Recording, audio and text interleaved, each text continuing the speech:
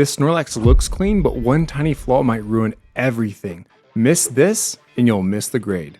On this episode, we'll be looking at Snorlax 51, which is the 151 promo card. And for your entertainment, here are the timestamps. So let's move on to the first section on the card value and grading. And most importantly, we want to understand, is this Snorlax even worth grading in the first place? So we know this card raw is $14.69. That's awesome. On top of that, we need to add in the grading fees that come with it. So with TAGGrading, it costs $20 and $5 for shipping. I go through my local LGS, so it costs a little bit less than if you were to ship the card in yourself, and it's actually faster. But after we do that, when we think about whether we pulled the card or bought it, there's the difference right there, right? If you pulled the card, it essentially costs you nothing. But if you bought it, you paid for that card on top of the grading fees you're going to put into it. At a tag 10 or tag 9, that's going to be the difference on whether you actually make a profit or not. Now, if you pulled it, it's going to obviously be less overall fees for you. But if you get a tag 9 and you bought it, you're not going to be making any profit, unfortunately. Now into our favorite part, the centering piece, because this is mostly scientific. The only thing that can go wrong is human error. And in this case, what we're doing is if we don't scan it properly, it could be a couple % off. So when I put through the scanner and everything, I do have a 50 out of 50 top and bottom. On the left and right, it's about a 6% difference in the card. Really good shot, really good space for where we're at for a Gem Mint 10 if you're going PSA or tag.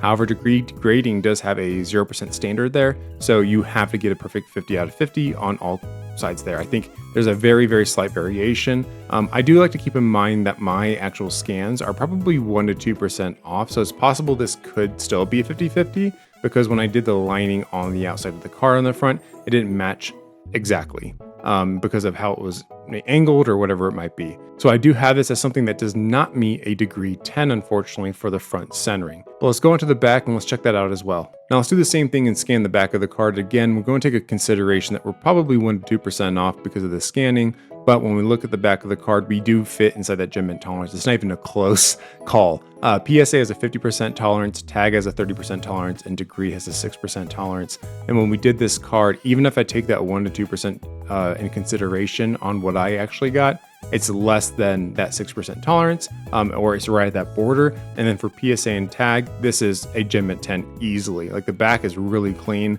for centering, so there's nothing here for us to be concerned about. The only thing is that this card on the front looks like it actually might be a Gem Mint 10 50 out of 50 all the way through. It looks really clean, but when I did my scan, it didn't come out that exact ratio, so we'll see. Now to the surface of the card, which is probably the most difficult part to grade, honestly, and I think you also understand my pains here as well. I take an angled light and I flip it back and forth underneath it. I also have started incorporating a black light into my my actual review of the cards, and it really does help highlight a lot of that silvering or whitening if you have anything like that. Just calls it out really fast. As I'm flipping the card back and forth underneath that light, you should be able to see a majority of the issues with your naked eye. If you don't, it's probably not going to be a huge deficit on the actual score. But as I'm looking at the card underneath the angled light, I do see a few vertical print lines in the front and some horizontal underneath the angled light. It is kind of hard to see, but so I did take a magnifying glass and I showed it underneath there. You can kind of see that darker line.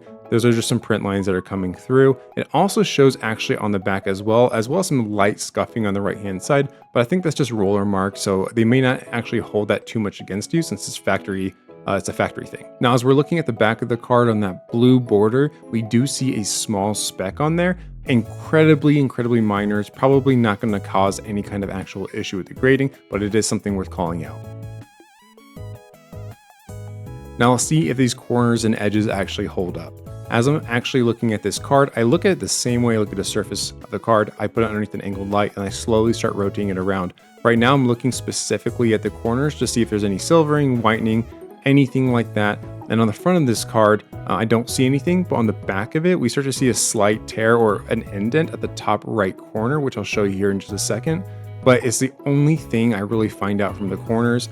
So it's really good call. One minor thing on the corner is not going to have a deficit that's significant on your card. It doesn't necessarily make it a 9. It's more of like a culmination of things could drop it down to a 9. So let's continue to work on to the edges now. Again, just like the corners and surface, we're going to take this underneath the angled light and start to look around it. And on the edges, on the front, I see some light silvering on the top edge, which is something I definitely want to call out, but it's very, very minor. It wasn't even significant enough, honestly, for me to even like get a closer look or take a picture of it. So it's probably not going to be that significant to the actual grade. On the back of the card, we did notice a light speck on the left side near the P. Again, it looks like in this case, after looking at a little bit closer underneath the magnifying glass, it doesn't look like a speck. It actually looks like a factory tear, like the cut wasn't clean. So for this, I'm going to say that the factory tear is most likely not going to have any like impact to the actual score, or it's going to be very, very minor. Now for the predicted grade, this is a really tough spot to be in because the card has so many great things happening here. The centering is almost not even off. It might be 50-50 all the way around. The back is square on, so no problems there. The card surface has some minor things there, but it really only has like the print lines. Like that's the only thing that's really honestly visible on the front and back, and some places don't really even hold that against you. So the only things really holding this back are factory-based issues, like the print lines, the factory cut. There's a couple other specs on here. This honestly could go for a 10. It's, in my opinion, I haven't actually got a 10 back yet, so I don't know. I think this probably falls into that 9 to 9.5 area. However, in our case, DegreeGrading doesn't go with the 9.5, but if I could pick that, I would. TAGGrading does, so this, depending on how this comes back, I'm probably going to submit to TAGGrading anyways and see what their actual 1,000 point score difference is, just to see what we have. So official score, 9.5. But besides that fun update, what I really want to understand is, do you think this is going to be more of a 9 or a 10? Leave your comments down below. Until next time, keep guessing that grade.